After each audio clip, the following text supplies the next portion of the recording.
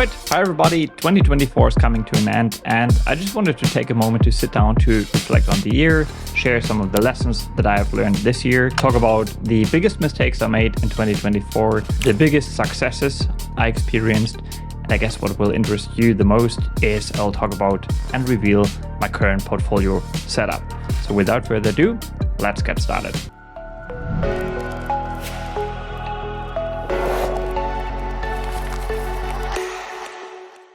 All right, so what inspired me to do a video like this one is that two of my investing friends, Andrew and Rookie, and obviously many well-known investors do this as well, they sat down this year, or I think Andrew started with it 1 year ago or 2 years ago, and reflected on some of their learnings over the last 12 months, so the last calendar year. I think that's an incredibly valuable exercise that obviously, as someone who's sharing financial and investing content on YouTube, I actually prefer to do in a video format. I might turn it into a blog a little later as well, but that's sort of my year-end letter in a way. So let me just start that by saying that what I learned about myself in 2024 is how much I actually love discussing investing concepts, investing related topics with others. And I would say there are two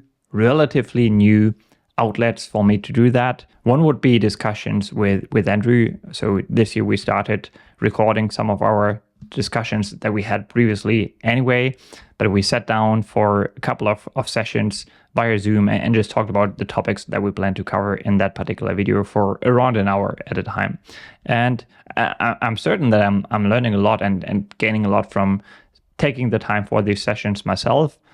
That would be one of the outlets. The other one would be, of course, the investing community that I'm building. We have a ton of different channels that we use to talk about investing. And I learn a lot from others as well. I hope everyone learns a lot from my takes as well. And yeah, that is something that I really started appreciating this year, and that I hope I will continue in the coming years as well. I guess what I might add here is that I also did one interview with Brandon from the New Money YouTube channel. I also privately, this was not recorded, sat down with Theo Berghorn for around a 1 hour, maybe it was a 2 hour session, and we might actually do a recorded session in 2025.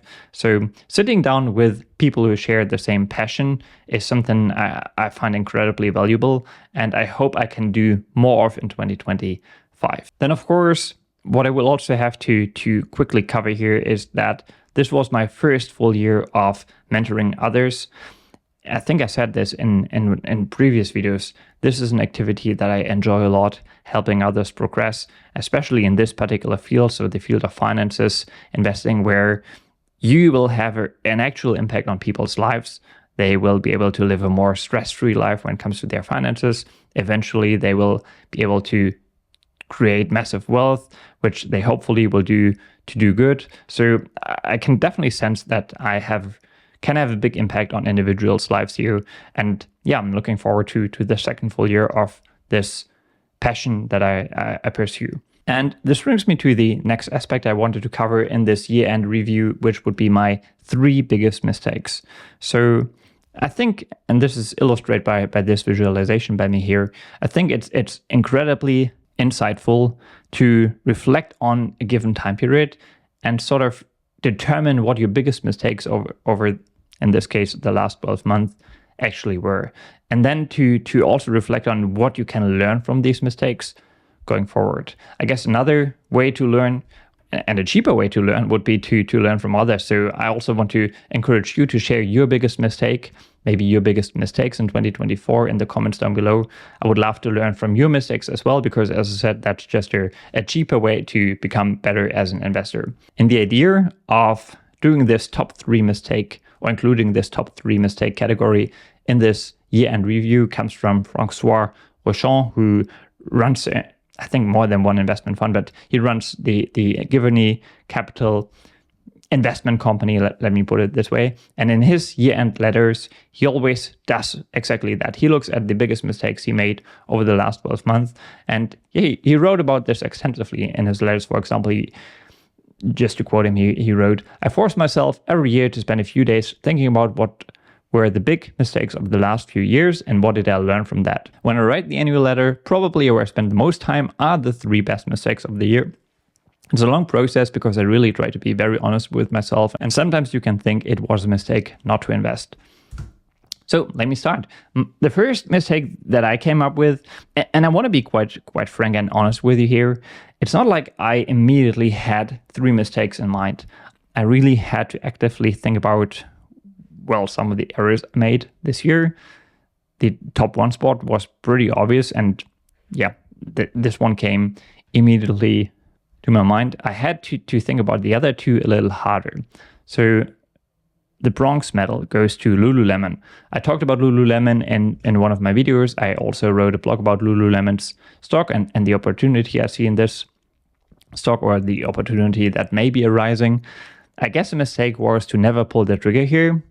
I don't feel particularly bad about this, to be honest, because I'm really cautious when it comes to apparel stocks. I discussed this in depth in the video that you can see on screen right now.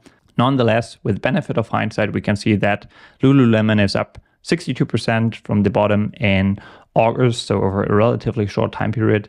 That's, of course, an incredible annualized return.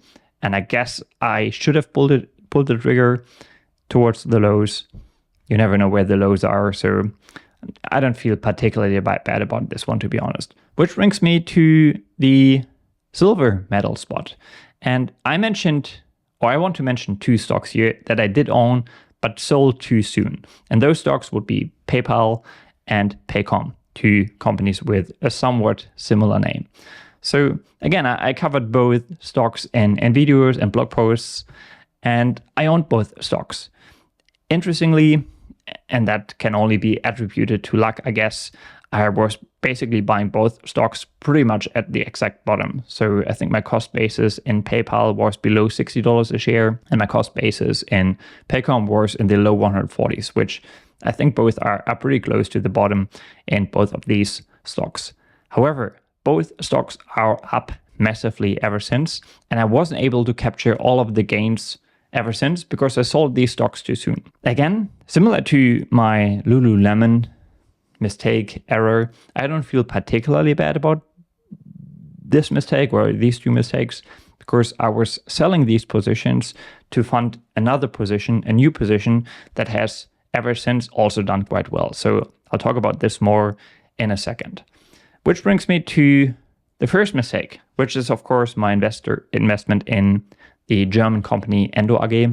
I don't want to spend too much time talking about this stock because what I also learned is this investment and my public engagement with regard to all of the events surrounding that company in 2024, this has really stressed me out a little bit. And at some point I just decided, let's stop publicly talking about this investment. Let's just write it off. I want to be quite transparent here. This was my first 100% loss in an investment because basically Endo went bankrupt, strictly speaking, not literally bankrupt. They are going through a specific legal procedure that is very unique to Germany and Europe as well, I guess. Back then, I think in May, included with here, I was actually sitting down and reflecting on what I can learn from that mistake. I encourage you to check out that thread in which I think I shared 6 lessons in total. I guess one of the biggest ones would be that just relying on a founder operator, so a CEO that is the founder of the company, that alone cannot protect you. If the CEO is not competent, if there are other forces at play that, well, let's just say pursue different interests than the shareholders' interests, all of these things are risks that you have to closely track. And Endo, I should say that too. I think the asset Endo and the brand Fanatec and the management decisions that have been made at that company, well, there were a couple of mistakes when it comes to the decision making of management, and the brand itself was deteriorating for quite some time. I was always holding onto that investment because of the seemingly quote unquote cheap price it was trading at. But that was obviously a mistake with the benefit of hindsight. So I should have taken the loss at some point, even though the stock was trading at quote unquote cheap prices. It's not worth and nothing. So I should have sold sooner, just taken the loss and moved on. So this brings me to the best decisions that I think I made in 2024. And I was thinking of two here. The one I'm really proud of is not selling a single share of Matter ever since when was the bottom hit. I think it was in 2022, I guess. The stock is up almost sixfold since then. I saw a lot of people over time encouraging others to sell, take some gains, take some profits on the way up, maybe at $300 a share, maybe at $400 a share, maybe at $500 a share. Now we're sitting at $600 a share. The stock is not as cheap as it used to be, but the company is also executing very well, as I covered in one of my recent videos. And just letting this stock run, letting this winner run, I think this was a really good decision I made so far. Which brings me to the other decision that I think was something I can be proud of, and that would be my investment in Wise. So I covered Wise not much on this channel yet. It has now seen quite a run up in price, and I might talk about it, not because the price is up, but rather because I think it's not maybe as cheap as it used to be. I really don't want to promote individual stocks on my channel, so I want to be, or at least I try to be cautious when it comes to these types of videos. And I have a lot of conviction in Wise business trajectory over the next 10 years. And I'm pretty happy that I made Wise a very sizable position right away. So as I will show you later on, Wise now makes up around 20% of my portfolio. And I made it, I think, the second biggest bet I ever made on an absolute basis. So that tells you quite something about the conviction I had in this idea.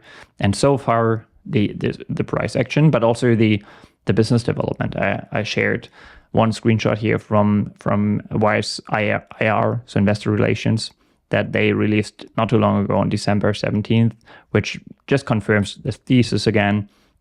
Big global financial institutions making use of the Wise infrastructure. And I think the fact that Morgan Stanley is now a customer of Wise is a major endorsement that will hopefully speed up the process of other big financial institutions, big financial players making use of Wise infrastructure as well. All right, this brings me to my portfolio going into 2025. We are now down to 9 positions in total, which are a few positions less than in my last video in which I covered my portfolio. I want to encourage you to go back to that video to figure out which positions I got rid of. And what I'm not going to do here, I might do a separate video in which I lay out the investment thesis for all of these holdings. The thesis laid out in my video released around half a year ago hasn't really changed all too much. But what you can see here, and let me just show you the weight of the different positions here as well. What you can see is that my 4 largest positions are Meta Platforms, Wise, Wix.com, and Interactive Brokers. The 5th largest would be Nintendo, and the top 5 positions combined now make up around 83% of my overall portfolio. The top 2 positions, I definitely run an incredibly concentrated portfolio here. The top 2 positions alone almost make up 50% of the portfolio. What I will say is that in terms of the quality of the positions I own, I feel as comfortable with my portfolio as I ever have. So I think I really have set up and constructed a very high quality portfolio, especially towards the top of that portfolio. So if we just look at, as I just said, Meta Platforms, Wise, Wix, Interactive Brokers, Nintendo, Google, the 6 largest positions, I think all of these companies are incredibly competitively advantaged companies that also have a bright future ahead. For some of them, the trajectory may be a little more uncertain than for others. Google comes to mind, for example, here. But then again, I think Google has really shown that they are also undergoing a cultural shift right now, that they are more focused on becoming leaner, more efficient, on defending their competitive position in their market. I've actually covered that in another video as well. And for others, like Wise, I think the trajectory is clearer. And I might do, and I probably will do a video on Wise and my investment thesis sometime in 2025. So if you don't want to miss that video, make sure to subscribe to the channel. Then towards the bottom of the portfolio, you see some, I guess, lower quality names like IAC and the Italian C Group, which I would consider the 2 lowest quality companies in my portfolio, I still believe that both assets are attractively valued right now and that the expected return of these two might actually be higher than the expected return of the others, just because the others had quite a run up in price, which actually brings me to this slide here. So speaking of performance, what I've decided to do is to no longer reveal the overall size of my portfolio. I feel like at some point I plan to continue doing videos like this one and generally investing videos for many years to come, for many decades. And at some point, it might actually pose a risk to reveal your net worth online. So you can just check the performance of the individual positions on their own, and you will see that I had a fantastic 2024. So 2024 has truly been amazing. And I want to acknowledge that I don't expect a similar performance in 2025, just because, and I have prepared a slide on that as well, I think the valuation the valuation of the various holdings has definitely expanded, and future expected returns as a result have come down a little bit. So this is what you can see here on this slide. So if we just look at, for example, the EV to EBIT multiple of some of my holdings, I think, especially if we look at the top 5 positions, maybe with the exception of Wise, I think all of these companies are trading at quote unquote fair multiples. They may be trading closer to, or let me put it this way, I think all of these assets are fairly valued right now. Obviously, your fair value estimate depends on the expected return or the return that you expect from your investments. But I think going forward, most of the return will come from earnings growth, from free cash flow per share growth, and not so much from a re-rating of these stocks by the broader market. However, now we're only looking at valuation multiples, and valuation is obviously much more, or entails much more than just looking at a valuation multiple. Andrew, for example, who shares the IBKR investment with me, he recently said that depending on how you want to look at it, IBKR may deserve a multiple of 50. Because I was actually sharing one snippet from a recent Goldman Sachs appearance from the IBKR founder, in which he highlighted that in 2024, IBKR might actually hit account growth of 30%. So they are guiding for long-term account growth of around 20%, but internally they're actually a little more ambitious, and they might be able to hit the 30% goalpost in 2024. And if IBKR can continue to grow its customer base at, say, 25% compounded annually for many years to come, well, then what would be the fair multiple for an asset like this? It could be 50% because the company is just destined to see its earnings and, as I said, free cash flow per share continue to grow at high rates for a long period of time. So IBKR, similar to Wise, by the way, has an incredibly long runway ahead of it. And so speaking of fair multiples, it's just a little more complex than what I can cover in this video. So if you want to learn how I actually value assets and companies, stocks, depending on the type of business as well, you might want to check out my mentoring program and apply for, well, a spot. Okay, just to get back to valuation, and as I said earlier, I just want to reflect on the year and also what I'm seeing in the market. I guess I would want to point you to this video that I released quite recently.